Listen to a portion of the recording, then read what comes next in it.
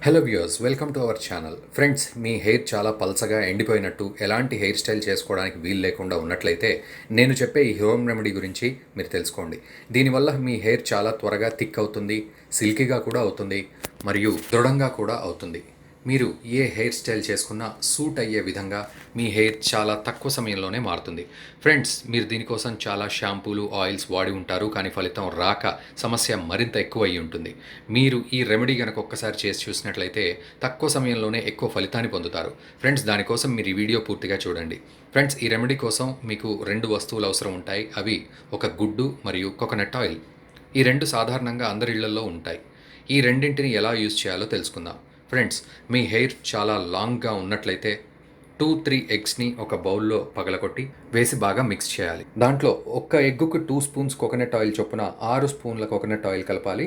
తర్వాత దాన్ని మంచిగా మిక్స్ చేయాలి.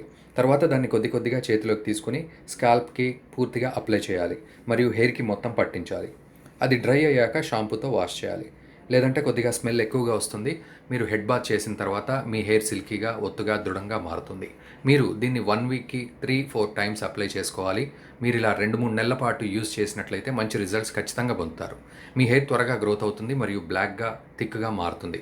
ఫ్రెండ్స్, మీరు ఏ బ్రాండ్ కోకోనట్ ఆయిల్ అయినా యూజ్ చేయొచ్చు. అండ్ ఇది చాలా సింపుల్ చిట్కా. దీనికోసం మీరు ఎలాంటి ఖర్చు చేయాల్సిన అవసరం లేదు. కాబట్టి మీ రిజల్ట్స్ని మాకు కామెంట్ రూపంలో తెలియజేయండి. మరియు ఇలాంటి హోమ్ రెమెడీ టిప్స్ కోసం మా ఛానల్ని సబ్స్క్రైబ్ చేయండి.